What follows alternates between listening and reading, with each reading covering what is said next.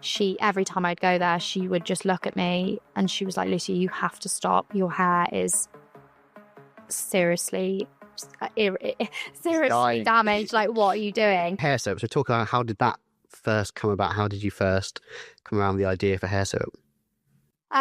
So the idea came to me. I didn't sit around thinking, I don't know. I mean, I guess it's a way of doing it. But when you hear about the great stories of entrepreneurs, it doesn't tend to start with sitting down and writing a list of how can I make money? What can I do?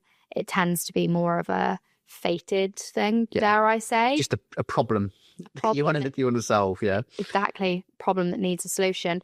So amidst all of this, working in London, back and forth, I left out a key part, which was my hair. And I've got some photos of it.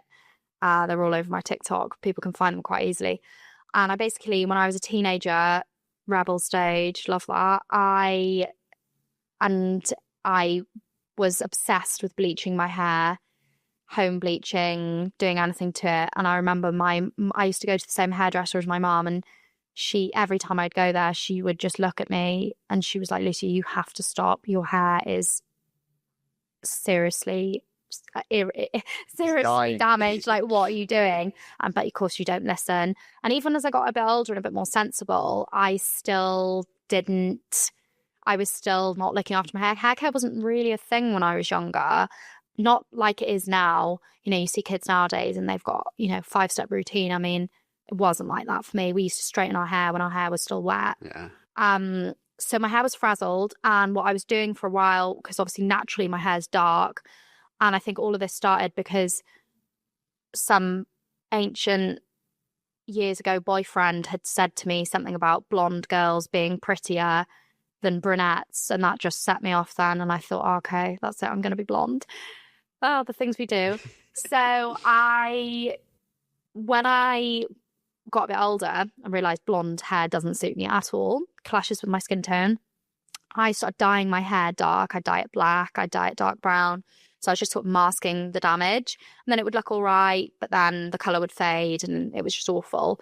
And then, or if I just had it freshly kind of blow dried, it would look nice, but it would look nice for about a day. And then my ends were so damaged, they would literally crisp. My hair was just a mess. My scalp was so sore. I've got a really sensitive scalp.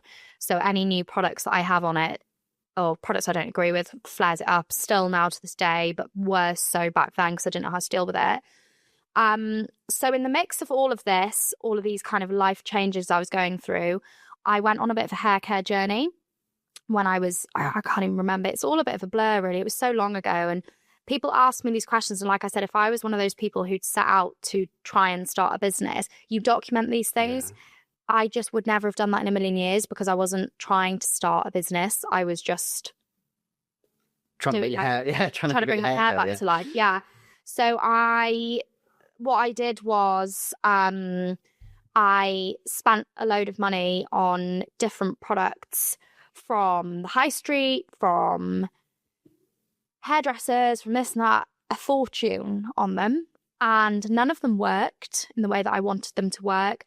They would work for a day, my hair would look nice and smooth, and the next day it was back to normal. Nothing was giving it that longevity of health that I was looking for. So I basically just did a bit of research into it. I knew nothing about hair care. So I knew nothing about it, but I looked into it.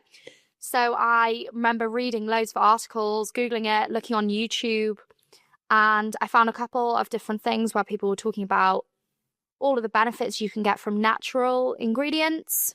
So people were talking about things like mashing avocado and putting it on your hair, and egg yolk and aloe vera. And you tried any of that stuff? And you tried egg yolk on the hair? I tried all of it, and I loved it.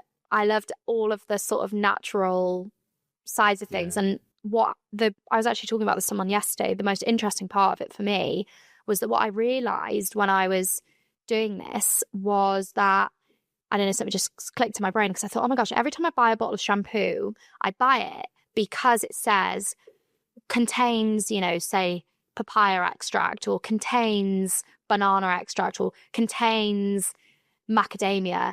But how many of these products actually contain macadamia, or do they just have a fragrance oil in them that makes it smell like that? So I decided to look into natural ingredients, and I read loads of different stuff about aloe vera, argan oil, all of this good stuff. And then I got into essential oils. So this was just a little hobby of mine, an interest I was looking into.